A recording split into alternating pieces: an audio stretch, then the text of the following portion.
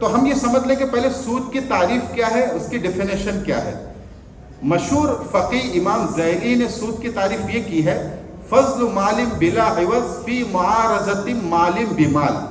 اور ایک ڈاکٹر محمود احمد غازی ہے، مشہور اسلامی اسکالر ہے، انہوں نے انگریزی میں سود کی تعریف یہ کی ہے، سود means any increase over and above the principal amount payable in any contractual transaction which is not covered by a corresponding labor, expertise, risk or commodity.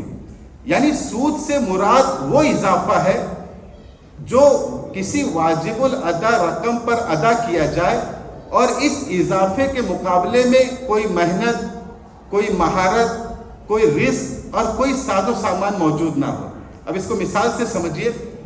مثال کے طور پہ میں نے کسی کو 1000 روپے دیا اور اس کو میں نے کہا کہ یہ جو 1000 روپے تو مجھے واپس کرنا، تو اس کے مجھے 1200 روپے واپس کرنا، 200 روپے زیادہ واپس کرنا.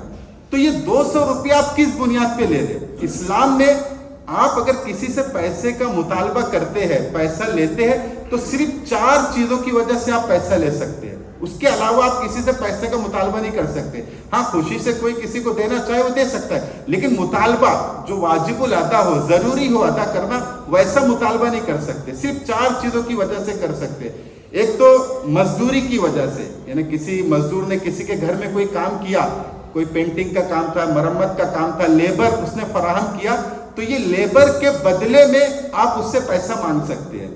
دوسرا مہارت، ایکسپرٹیز، آپ نے کوئی مہارت دی، کوئی سروس دی، کسی کی ویب سائٹ بنا دی، کسی کا اکاؤنٹ چیک کر لیا، تو یہ سروس کے بدلے میں آپ اس سے پیسہ مانگ سکتے ہیں. تیسرا کموڈیٹی، جو سامان، یعنی کوئی سامان آپ کے پاس ہے، کوئی موبائل آپ نے 10,000 کا خریدا، اب یہ موبائل جب آپ کسی کو دے رہے تو آپ یہ 12,000 کا دے سکتے ہیں، 2,000 روپے آپ کما سکتے ہیں، اس لیے کہ بیچ میں سامان ہے، کموڈیٹی ہے. اور چوتھا رسک، کوئی چیز میں آپ نے اپنا رسک رکھا تو رسک رکھنے کے بدلے میں آپ اس سے نفع لے سکتے ہیں.